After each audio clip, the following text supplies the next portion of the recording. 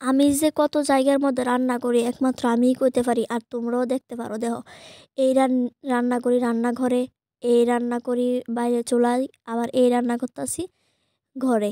দেখতে পারতেছো? তো কি কারণে আজকে এখানে রান্না করতেছি, চলো আজকে সব কিছু তোমরা ভিডিওর মধ্যে দেখামু। তিনখানে আমি রান্না করতেছি, কিন্তু আজকে আমি আবার এই জায়গার মধ্যে রান্না করতেছি। তো দেখো, গরম গরম ভাতের সাথে বেগুন ভাজি দিয়ে খাইতাছি।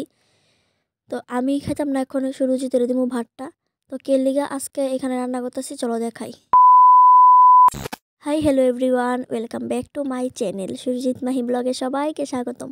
দেখতে পারতেছো আমার আমার কোলে কে উঠছে আজকে? এই দেখো, আমার কোলে উঠছে আমরা বাড়ির ছোট্ট গোপসোনা। দেখছো, আজকের সকালটা খুবই স্পেশাল যে আমার কোলে গোপসোনা নিয়ে আজকে ব্লগ শ্যুট শুরু করছি।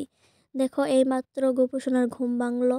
তারপরে আমি আইলাম ঠাকুর ঘরে, এসে গোপসোনার ঘুম ভাঙাইলাম। তারপরে একটু কোলে নিলাম, আদর করলাম। আর আমরা গোপসোনারা তোমরা কিরকম লাগতেছে একটু কমেন্টে জানাইও। তার পাশে কিন্তু আরও ছোট ছোট গোপুরাও আছে, কিন্তু তারা আমি এখনও উঠাইছি না। ঠিক আছে, দেখো কত সুন্দর করে বইরিছে, আর কি সুন্দর একটা মিষ্টি হাসি দিয়ে রাখছে। দেখছো, কুলে উঠছে তো তাই এত সুন্দর করে মিষ্টি হাসি দিয়ে রাখছে। শুধু কুলে উঠতো কুলে উঠতো, খালি ঘোরাঘুরি করতো গোপসোনা। তাইনের এত মর্জি, তাই শুধু ঘোরাঘুরি করতো। দেখো, ঠাকুর ঘরের কাজ কমপ্লিট করে আয়া পড়লাম টিফিন খাওয়ার লেগা। সুরজিৎ আনছে, এখানে আমার আর সুরজিতেরই আছে। তো আজকে মানে অনেকটা দেরি হয়ে গেছে গা, নয়তো ঘরেই বানায় খাইলাম হইলে।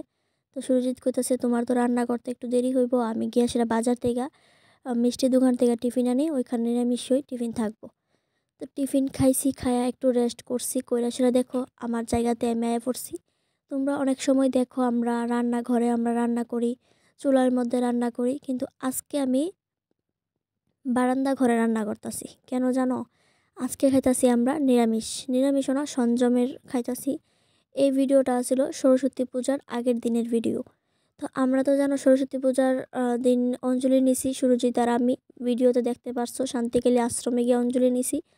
তো দেখো, এই কারণে আমরা আমরা দুইজনই আগের দিন নিরামিষ খাইছি। তো ওইখানে তার কারণে আমরা সব সময় এইখানে আমরা ঠাকুরের রান্নাটা হয়, তো ওইখানে আমরা সংযমটা খাইছি। তো এটাই আসছিল কারণ যে কি কারণে আমরা আজকে নিরামিষ খাইছি বা এই জায়গাতে রান্না করছি। তো এদিকে ভাত নামায় নিছি, আর আমার লেগিয়া আলু আর গাজর সিদ্ধ দিছি। আর সুরজিৎ তো এসব খাইতো না, খাইলেও অল্প একটু খাইবো, কিন্তু বেগুন যদি একটা ভাজি করে দিই তাইলে ভাত খেয়ে নিতে পারবো। বেগুন ভাজি খাইতে অনেক পছন্দ করে। তো তার কারণে আমি সুরজিতের ভোজ অনুযায়ী বেগুন ভাজি করলাম। আর দেখো না, তোমরা মনে হইতেছে না যে আমি বেগুনটির মধ্যে তেলই দিছি না?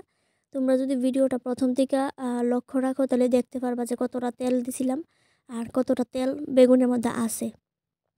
এত পরিমাণ বেগুনগুলি এত পরিমাণ তেল খাই বলার বাইরে। আর যখন ভাজি দিয়ে ভাত মাখা হয় তখন শুধু তেলে ভাত একদম ইয়ে হয়ে থাকে। তো দেখো, মুখের কথা মুখে রয়ে গেল, বেগুন ভাজিও হয়ে গেল। তো আমি এদিকে গরম গরম ভাত রেডি করে নিলাম সুরজিতের লাগিয়া। আর এদিকে আমি বেগুন ভাজিও এক এক করে সেরা এর পাতে দিয়ে দিতেছি। সাথে দিয়ে দেবো কাঁচা লঙ্কা। আর ঘি হলে আর একটু ভালোবাসতো, কিন্তু দেখো মানে নিরামিষ ঘিটা শেষ হয়ে গেছে গা, তো ওইটা আর দিতে পারলাম না।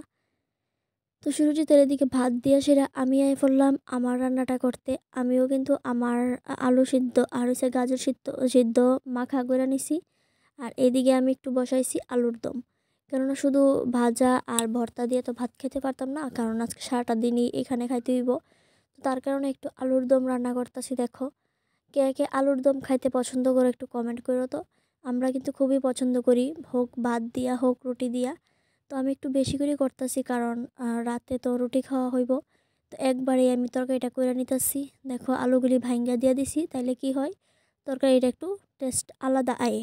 আলুর দম মানেই আলু ভাঙ্গা তরকারি রান্না করলে স্বাদ হয়। তো আলুর দমে তোমরা কি সম্বাস দো আমার কমেন্ট করো। আমি তো কালো জিরা সম্বাস দেই, কিন্তু ভুলবশত আজকে কালো জিরা মানে নিরামিষের জায়গাতে নাই, তার কারণে আমি 5 সোমবারই দিয়ে দিছি। আর এদিকে করতেছি একটু শাক, পালং শাক রান্না করছি। তো দেখো, আলুর দম দিয়ে সেটা কিন্তু সকালেও খাইছি, আর কইলাম না একটু সিদ্ধ করছিলাম, তো সিদ্ধ দিয়েও খাইছি।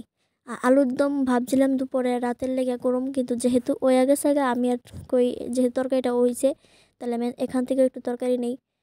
তো খাওয়া দাওয়া কমপ্লিট, এবার আমি ড্রেস চেঞ্জ করছি, মানে শাড়িটাই চেঞ্জ করে এবার একটু ফ্রি ছিলাম।